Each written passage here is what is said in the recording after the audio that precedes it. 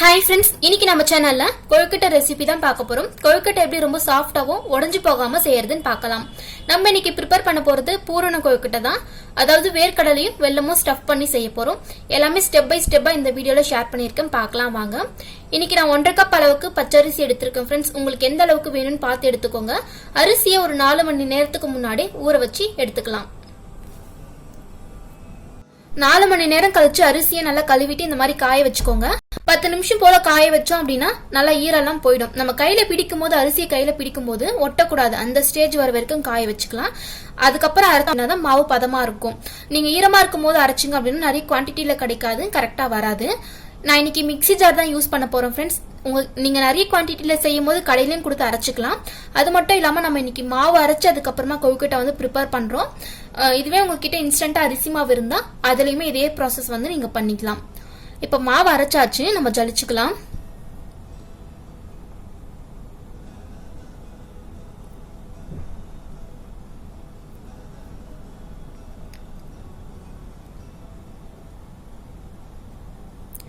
இப்ப பாத்தீங்கன்னா இந்த மாதிரி திப்பி இருக்கு. நான் இதையும் சேர்த்து அரைச்சிட்டு எப்படி இருக்குன்னு உங்ககிட்ட காட்டுறேன். நமக்கு இவ்வளவு மாவு கிடைச்சிருக்கு ஃப்ரெண்ட்ஸ். கிட்டத்தட்ட ஒரு 25 இருந்து 30 கொழுக்கட்டை கண்டிப்பா நமக்கு கிடைக்கும். நம்ம இப்ப என்ன பண்ண போறோம்னா, டைரக்டா சுடு தண்ணி ஊத்தி பிசையாம கொஞ்ச நேரம் வந்து ஆவி கட்ட போறோம். ஒரு 10 நிமிஷம் போல இட்லி பாத்திரத்துல வச்சு ஆவி கட்ட போறோம். இந்த மாதிரி ஏன் பண்றோம் அப்படின்னா, கொழுக்கட்டை பாத்தீங்கன்னா அவ்வளவு சாஃப்டா இருக்கும், விண்டு விண்டு போகாது, அதாவது உடஞ்சு போகாது, ரொம்ப சாஃப்டா இருக்கும். 10 நிமிஷம் போல நம்ம வேக வச்சா போதுமானதாக இருக்கும். நான் இப்ப இந்த இட்லி பாத்திரத்துல தண்ணி வச்சிருக்கேன், சூடாகட்டும்.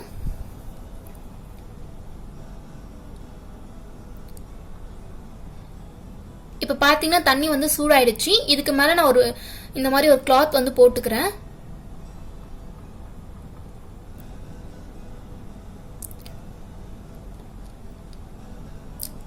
நம்ம அரைச்சு வச்சிருக்க மாவை இது கூட ஆட் பண்ணிக்கலாம். தண்ணிலாம் எதுவும் சேர்க்க கூடாது. பச்சை மாவை அப்படியே தான் வந்து வேக வைக்க போறோம். ஒரு 10 நிமிஷம் போல இது வேகட்டும்.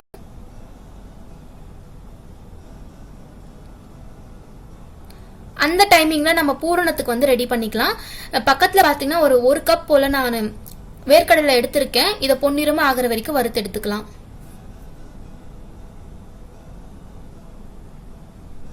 இப்ப பாத்தீங்கன்னா நல்லா கோல்டன் ப்ரௌன் கலர் வந்துருச்சு. ஆரட்டும்னு சொல்லி நம்ம அதுக்கு மேல இருக்கிற தோல் எல்லாம் ரிமூவ் பண்ணிக்கலாம். தோல் எல்லாம் எடுத்துட்டு இந்த மாதிரி மிக்ஸி ஜார்ல சேர்த்துக்கோங்க. எந்த கப்ல வேர்க்கடலை எடுத்தோமோ அதே கப்ல நான் இன்னைக்கு வெல்லம் சேர்த்திருக்கேன். இது கொஞ்சம் இனிப்பா இருக்கும். உங்களுக்கு எந்த அளவுக்கு தேவைன்னு பார்த்து எடுத்துக்கோங்க. இதை விட அதிகமா வேணும் அப்படின்னா கூட நீங்க ஆட் பண்ணிக்கலாம், இல்ல குறைவா வேணும்னாலும் ஆட் பண்ணிக்கலாம். இப்ப இதை மிக்ஸி ஜார்ல நல்லா அரைச்சு எடுத்துக்கலாம். ரொம்ப நைஸா அரைக்க கூடாது. ஒரு 2 டைம் கிரைண்ட் பண்ணி எடுத்துக்கலாம். பூரணம் பாத்தீங்கன்னா ரெடி ஆயிடுச்சு ஃப்ரெண்ட்ஸ். இந்த அளவுக்கு நைஸா அரைச்சு எடுத்து வச்சுக்கோங்க. பாத்தீங்கன்னா உங்களுக்கே தெரியும் நினைக்கிறேன். இப்ப நம்ம மாவு பேசிய ஸ்டார்ட் பண்ணிடலாம்.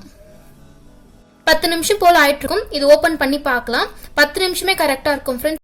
பாத்தீங்கன்னா ரொம்ப வேக வேண்டிய அவசியம் இல்லை. ஒரு பாதி அளவுக்கு வெந்தாலே போதும். நம்ம திருப்பி அது பாத்தீங்கன்னா வேக வைக்க தான் போறோம். சோ பாதி அளவுக்கு வெந்தாலே கரெக்டா இருக்கும். நான் உங்களுக்கு எடுத்து காட்டுறேன் பாருங்க. அதுல இருக்கிற தண்ணி எல்லாம் போயிட்டு நல்லா உதிரி உதிரியா இருக்கு. உங்களுக்கு பார்க்கும் போதே தெரியும் நினைக்கிறேன். இப்ப ஸ்டவ் ஆஃப் பண்ணிட்டு நம்ம ஏதாவது ஒரு பெரிய பாத்திரத்துல ட்ரான்ஸ்ஃபர் பண்ணிக்கலாம்.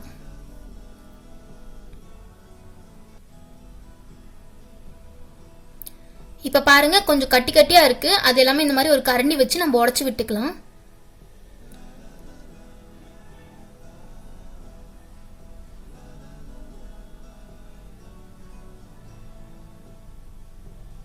இந்த டைமிங்ல நல்லா கொதிக்கிற தண்ணிய பாயில் பண்ணி எடுத்து பக்கத்துலயே வச்சுக்கோங்க. நம்ம மாவு வந்து பிசைய ஸ்டார்ட் பண்ண போறோம். கொஞ்சமா உப்பு சேர்த்துக்கிறேன். இப்ப அந்த தண்ணி பாத்தீங்கன்னா கொஞ்சம் கொஞ்சமா சேர்த்து நம்ம பிசையலாம். நீங்க கை வச்சு நம்ம பிசைய முடியாது. சோ இந்த மாதிரி ஏதாவது ஹுட்ல இருக்கிற கரண்டி எடுத்துக்கோங்க. கொஞ்சம் கொஞ்சமா சேர்த்து பிசைஞ்சுக்கலாம். ஃபர்ஸ்ட் நிறைய தண்ணி ஆட் பண்ணிடாதீங்க ஃப்ரெண்ட்ஸ். கொஞ்சம் கொஞ்சமா சேர்த்து எல்லா மாவுலயும் அந்த சுடு தண்ணி படுற அளவுக்கு நம்ம சேர்த்துக்க போறோம்.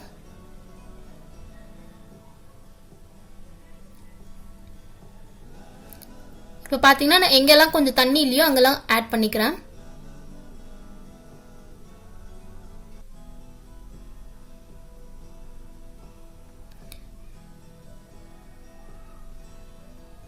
இந்த மாதிரி எல்லாமே மிக்ஸ் பண்ணிட்டு ஒரு 5 நிமிஷம் போல வச்சிடலாம். ரொம்ப சூடா இருக்கும். சூடு ஆறணும்னே நம்ம பிசைய ஸ்டார்ட் பண்ணிடலாம். கை பொறுக்கிற அளவுக்கு சூடு இருக்கும் போது நம்ம பிசைய ஸ்டார்ட் பண்ணலாம். மாவு கை பொறுக்கிற அளவுக்கு சூடா இருக்கு. நம்ம இப்பயே பிசைய ஸ்டார்ட் பண்ணிடலாம். ரொம்ப கேப் கொடுக்காதீங்க ஃப்ரெண்ட்ஸ், நமக்கு வந்து மாவு கரெக்டா பிசைய வராது. ஒரு 2ல இருந்து 3 நிமிஷத்துக்குள்ள சூடு ஆறிடும். நல்லா அழுத்தியம் கொடுத்து இந்த மாதிரி செட்டில் பண்ணிக்கோங்க. லாஸ்டா கொஞ்சமா நான் தண்ணி தெளிச்சு இதை வந்து ஒரு 5 நிமிஷம் போல ஊற வைக்க போறேன். எதுக்கு தண்ணி வந்து நான் ஆட் பண்றேன்னா, மேல இருக்கிற மாவு வறண்டு போகாம இருக்கிறதுக்காக. ஒரு 5 நிமிஷம் கழிச்சு நம்ம கொழுக்கட்டை செய்ய ஸ்டார்ட் பண்ணிடலாம்.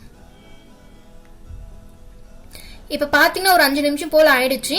கொழுக்கட்டை பிடிக்கிறதுக்காக இந்த மாதிரி குட்டி குட்டியா மாவு வந்து பால் பண்ணி எடுத்து வச்சிருக்கேன். இது வந்து உங்களுடைய விருப்பம் தான் ஃப்ரெண்ட்ஸ். உங்களுக்கு எந்த சைஸ்ல வேணும்னு பார்த்து அதுக்கு ஏத்த மாதிரி பிடிச்சி வச்சுக்கோங்க. நான் ஒரு மீடியம் சைஸ்ல எடுத்திருக்கேன். பாத்தீங்கன்னா உங்களுக்கே தெரியும்.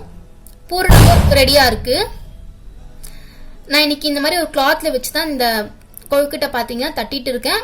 இதுக்கு பதில் நீங்க வாழை இலையோ அப்படி இல்லைன்னா பேப்பர், அது இல்லைன்னா நீங்க பூரி பிரஸ்ல கூட செஞ்சுக்கலாம். நான் இந்த மாதிரி துணியில தான் செய்யறேன். இது வந்து பாத்தீங்கன்னா காடா துணின்னு சொல்லுவாங்களா, கொஞ்சம் துணி பாத்தீங்கன்னா கனமா இருக்கும். ஏதாவது தண்ணி இருந்தா அதுல அப்சர்வ் ஆயிடும். எடுக்கிறதுக்கும் ஈஸியா இருக்கும். உங்களுக்கு பாத்தீங்கன்னா உங்களுக்கே தெரியும். கொஞ்சம் கனமா தட்டிட்டு இந்த மாதிரி கையில எடுத்துக்கலாம். இப்ப நம்ம ரெடி பண்ணி வச்சிருக்க பூரணம் வந்து கொஞ்சமா இதுல ஸ்டஃப் பண்ணிக்கலாம். அவ்வளவுதான் ஃப்ரெண்ட்ஸ். இப்போ 2 கையும் வச்சு அழகா அந்த கொழுக்கட்டை ஷேப் வரத்துக்காக இந்த மாதிரி லைட்டா பிரஸ் பண்ணிக்கோங்க. அவ்வளவுதான். ரொம்ப அழுத்தியும் கொடுக்கக்கூடாது. மேல இருக்கிற அந்த பகுதியை மட்டும் பிரஸ் பண்ணீங்க அப்படின்னா ரெடி ஆயிடும். அதுக்கப்புறமா எங்கெல்லாம் கேப் இருக்கு, எங்கெல்லாம் ஓப்பனா இருக்குன்னு பார்த்து இந்த மாதிரி பிடிச்சுக்கோங்க.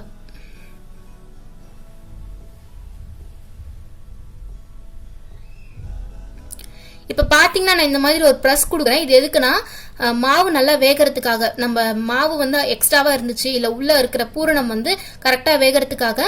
அது மட்டும் இல்லாம வெடிப்பு இருந்துச்சுன்னா வெளியே வராது. அதனால அந்த மாதிரி டிசைன் கொடுத்துருக்கேன். அது வந்து ஆப்ஷனல் தான். இப்ப நான் உங்களுக்கு 2வது ஒரு கொழுக்கட்டை வந்து புடிச்சு காட்டுறேன் பாருங்க.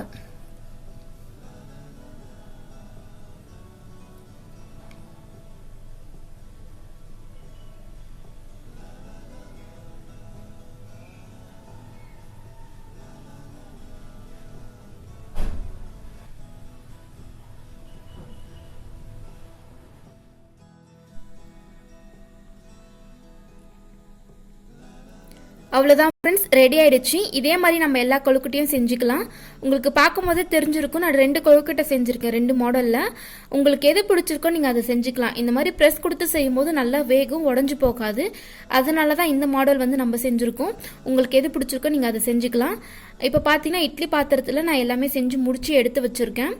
இந்த மாடலுக்கு நான் தனியா மோல்டில் எப்படி செய்யணும்னு சொல்லி வீடியோ போட்டிருக்கேன், நம்ம சேனல்ல இருக்கு. வேணுன்றவங்களுக்கு லிங்க் வந்து டிஸ்கிரிப்ஷன் பாக்ஸில் கொடுக்குறேன்னு செக் பண்ணி பார்த்துக்கோங்க. அது தனியாக வீடியோ அப்லோட் பண்ணிட்டதால இந்த வீடியோவில் நான் வந்து இன்க்ளூட் பண்ணலாம். இட்லி பாத்திரத்தில் கொழுக்கட்டை வைக்கிறதுக்கு முன்னாடி எண்ணெய் தடவிட்டு வைங்க. அப்படி இல்லைன்னா துணி போட்டு வேக வச்சுக்கோங்க. இது ஒரு 15 நிமிஷம் போல் நம்ம வேக வைக்க போகிறோம். 10 நிமிஷம் பார்த்தீங்கன்னா ஹை ஃப்ளேமில் வச்சு வேக வைங்க.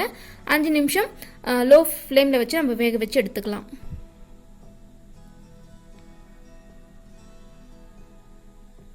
இப்போ பார்த்தீங்கன்னா ஒரு 15 நிமிஷம் போல் ஆயிடுச்சு. நம்ம ஓப்பன் பண்ணி பார்க்கலாம்.